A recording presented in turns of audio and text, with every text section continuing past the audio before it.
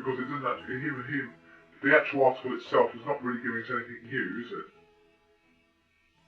He's all conjecture about the flight that was past 77, and he doesn't really address the real issues anyway about the speed of the aircraft.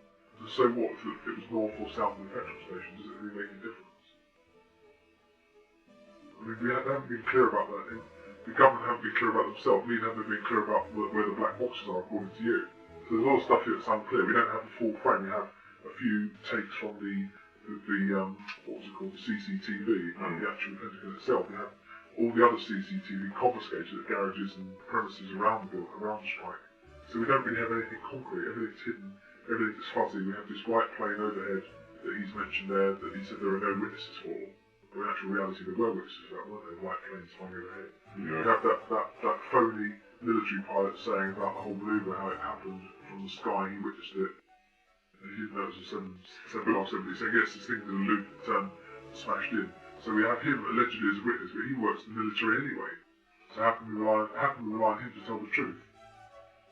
Well, the problem here is that the overspeed is a problem, because in flight sim, it's not being fair. It's allowing you to fly too far. I think it's allowing you to fly faster than not only than you could, but without any penalty whatsoever, i.e. no control reversal, no buffeting, no sort of twitchiness on the controls at those speeds, which there inevitably would be, especially close to the ground.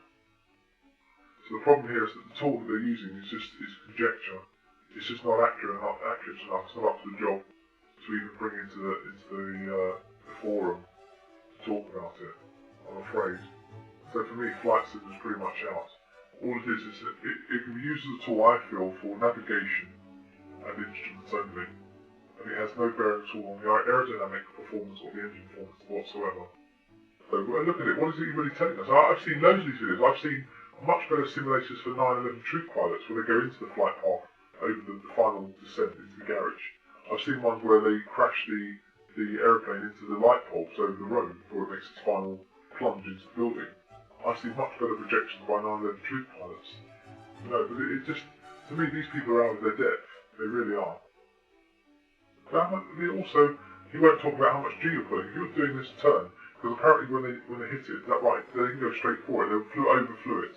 They did like a loop, didn't they? So when they did that, how many G would you be putting, and what angle of bank was it as they turned over? These things are not being properly addressed, are they?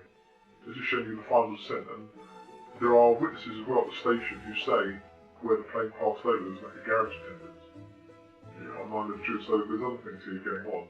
So him just drawing a line like that, it's just irrelevant. It doesn't make any, it's not bringing to light any new information, that's what I'm saying. Most of it's just conjecture. It's very, very poor conjecture. I would say if terrorists flew this vertically down into the ring, I would say that makes more sense. But to do it this way seems to be very risky.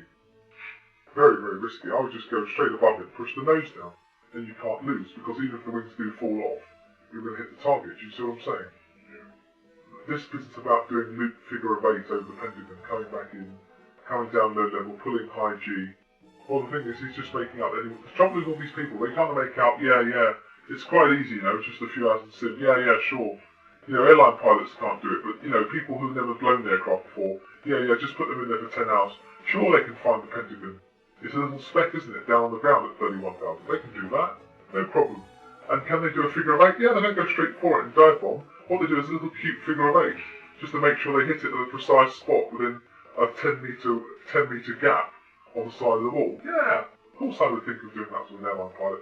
When I hit Big Ben, I don't just hit Big Ben, I hit the number 2 on the dial, I don't just hit Big Ben, I'm going for number 2 on the dial, yeah? And I do a figure of 8 as I come round the corner to hit that number 2. I mean, the guy's barking. The guy's fucking barking, if you ask me. He really is. Well, if you slightly pull up in ground effect, you're going to skip over it. There's no doubt about that. You'll skip right over that building. Almost Mach 1. If you know what it's like on the session. If you flare too high with the throttles closed, what happens on the runway? You take off again. Now that's about 60 knots. Imagine doing it almost Mach 1.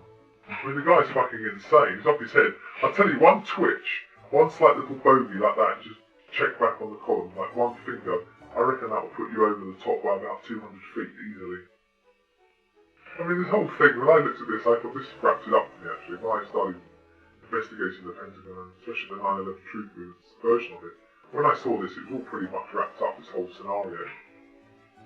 The whole thing about 9/11 almost came to an abrupt end. When I saw this, I thought, no, this doesn't work. This doesn't work, whichever way you look at it just doesn't work. Why would you risk having any idiot doing that manoeuvre? It's never going to work, is it? Would Al-Qaeda hire me? Would they get something better than me? You see, you're into this kind of fantasy of believing that anyone can do it.